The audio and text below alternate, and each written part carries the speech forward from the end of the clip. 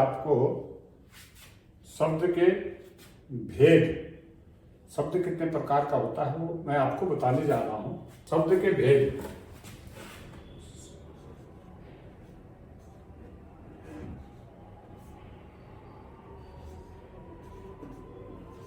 ये शब्द के भेद है।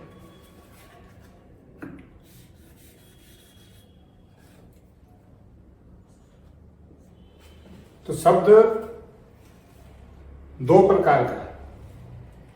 शब्द दो प्रकार का है, इसको ऐसा समझेंगे, एक दो। तो शब्द दो प्रकार का है, एक तो होता है विकारी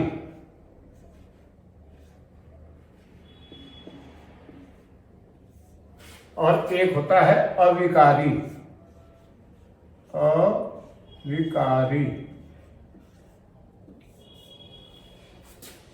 ये जो विकारी है, विकारी शब्द का अर्थ होता है जिसमें परिवर्तन होता है।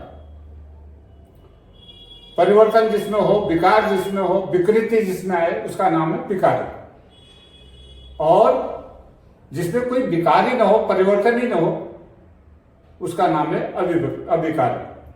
तो अविकारी शब्द जो है अव्यय होता है। तो इसको कोष्ठ में लिख देते हैं अव्यय।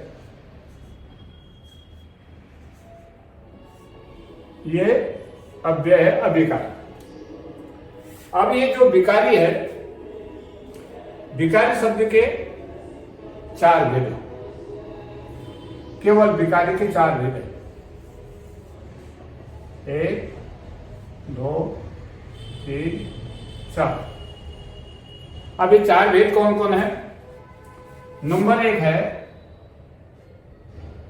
संज्ञा।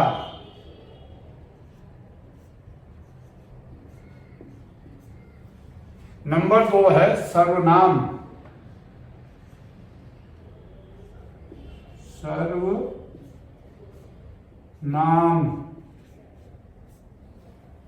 और नंबर तीन है विशेषण।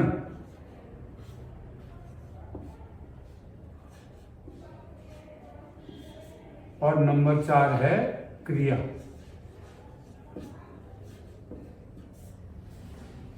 ये चार इसके भेद, किसके? विकारी के। अब विकारी के जो चार भेद हैं, उन भेदों के द्वारा एक एक करके हम समझते हैं। नंबर एक है संज्ञा। संज्ञा का मतलब होता है किसी का नाम, जैसे मोहन, सोहन, रमेश, सुरेश, कृष्ण, राम, ये सब नाम है। जैसे नदी, पर्वत, पहाड़, कोई भी वस्तु, पुस्तक, ये सब संज्ञा है। गाय, बैल, भैंस, बकरी, वनस्पति, जो भी है वो संज्ञा है। ये संज्ञाओं में आ जाता है। दूसरा है सर्वनाम।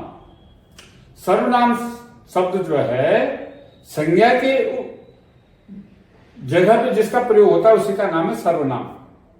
सर्वनाम संज्ञक शब्द का अर्थ सीधे सर्वनाम, सर्व माने सबका, जो नाम जो सबके लिए प्रयुक्त हो जाए उसका नाम है सर्वनाम। और जो केवल एक के लिए प्रयोग हो उसका नाम है संज्ञा। जैसे कृष्ण, तो कृष्ण बोला तो कृष्ण का ही बोल, लेकिन हम बोलेंगे वह, तो वह केवल एक के लिए नहीं बोलेंगे, सब सारे संसार में जो भी है उनके लिए हम वह का प्रयोग कर सकते हैं। मैं, अब मैं केवल मैं ही नहीं बोल सकता, संसार में जितने भी मनुष्य हैं सब बोल सकते हैं मैं। तुम केवल तुम के लिए ही नहीं बोल सकते हैं, एक आप पर्सन के लिए ही नहीं बोल सकते, सारे संसार में तुम शब्द का प्रयोग होता है। यही है सर्वनाम। यह, वह, तुम, मैं, सर्व, सभी, ये सर्वनाम। ये सर्वनाम हो गया।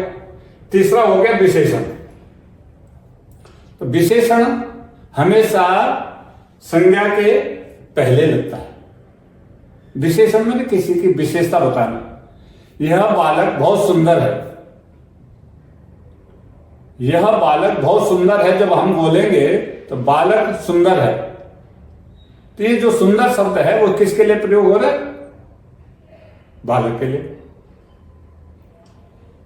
बहुत शुद्ध जल, शुद्ध जल जब बोलेंगे, पवित्र जल बोलेंगे, तो पवित्र शुद्ध ये विशेषण है।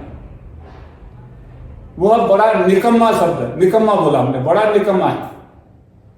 जब निकम्मा शब्द बोलेंगे तो निकम्मा शब्द क्या है? विशेषण है। यह बालक पढ़ने में कमजोर है, तो ये जब शब्द प्रयोग करते हैं तो उसी का नाम है विशेषण। पीला, लाल, ये रंग जो होते हैं, ये कलर जो होते हैं, ये भी विशेषण है। यह फूल बड़ा लाल है, शुष्क लाल है, तो लाल शब्द का प्रयोग जो किया है वो विशेषण के लिए। अब विशेषण भी तो है, एक संज्ञा का विशेषण होता है, अधिक क्रिया का विशेषण होता है। तो क्रिया, कोई भी क्रिया हो, उठना, बैठना, खाना, पीना, दौड़ना, पढ़ना, लिखना, जाना, आना, ये सब क्रिया है। तो क्रिया का भी विशेषण होता है। हम बोलेंगे अब बहुत तेज दौड़ रहा है, तो तेज शब्द का जो प्रयोग हमने किया वह क्रिया विशेषण है। यह धीरे धीरे दौड़ रहा है, ये धीरे धीरे जो शब्द का प्रयोग कर रहे हैं वो भी क्रिया विशेषण। तो संज्ञा, सर्वनाम, विशेषण और क्रिया, ये किसके भेद है? विकारी शब्द के। विकारी माने जिसका जो विकृत होता है, जो परिवर्तन होता है, और जो परिवर्तन नहीं होता उसको बोलते हैं अविकारी, उसी का नाम है अव्यय। तो संस्कृत में अव्यय की परिभाषा लिखी है, सदृशम त्रिषु लिंगेषु सर्वासु च विभक्तिषु वचनेषु च सर्वेषु यन्न वेति तदव्ययम्। कहा जो सदृशम त्रिषु लिंगेषु, तीन लिंग है ना, पुल्लिंग, स्त्रीलिंग और नपुंसकलिंग। तो जिसका प्रयोग तीनों लिंगों में एक जैसा होता है, कोई परिवर्तन नहीं होता है। जैसे हमने बोला कि यह फूल रक्त है, यह दूध मीठा है। अब मीठा शब्द जो है दूध के लिए बोलेंगे तो नपुंसकलिंग हो जाएगा, पुल्लिंग के लिए बोलेंगे तो पुल्लिंग हो जाएगा, स्त्रीलिंग के लिए बोलेंगे तो स्त्रीलिंग हो जाएगा। वाणी है, इसकी मधुर वाणी है, मीठी वाणी है, तो मधुरा वाणी, तो पुल्लिंग हो गया। लेकिन जो अव्यय होता है, अविकारी होता है, जिसमें कोई परिवर्तन ही नहीं आता है, इसमें तो परिवर्तन आ रहा है, जिसमें परिवर्तन नहीं आता उसी का नाम है अव्यय। सदृशम त्रिषु लिंगों, तीनों लिंगों में जो समान हो। तो मधुर बोला हमने, तो मधुर पुल्लिंग में भी आया, नपुंसकलिंग में भी आया और स्त्रीलिंग में भी आया। लेकिन हमने एक प्रयोग किया च माने और, ये अव्यय। तो च का प्रयोग कभी बदलता नहीं है, च ही रहता है, चाहे पुल्लिंग में हो, चाहे स्त्रीलिंग हो, चाहे नपुंसकलिंग में। सदृशम त्रिषु लिंगेषु, और सभी विभक्ति में एक जैसा रूप। जैसे राम बोलेंगे तो राम के रूप बदलते रहेंगे, रामः, रामो, रामा, रामम, रामो, रामान, सब विभक्तियों में बदल। लेकिन च का प्रयोग एक जैसा है, न का प्रयोग एक जैसा है, वा का प्रयोग एक जैसा है, ये बदलता नहीं। ये है अव्यय। सदृशम त्रिषु लिंगेषु सर्वासु च विभक्तिषु, सभी विभक्तियों में।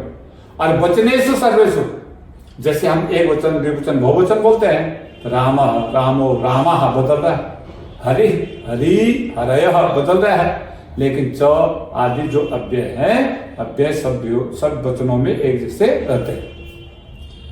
वचनेषु च सर्वेषु यन्न वेति, यन्न, यत न, जो नहीं बदलता, वेति माने जिसमें परिवर्तन नहीं आता, तद अव्ययम, उसी का नाम अव्यय है। यही अव्यय की परिभाषा, यही अविकारी की परिभाषा। तो उसमें कोई परिवर्तन नहीं आता, उसको बोलते हैं अव्यय। तो उसके कोई भेद नहीं है।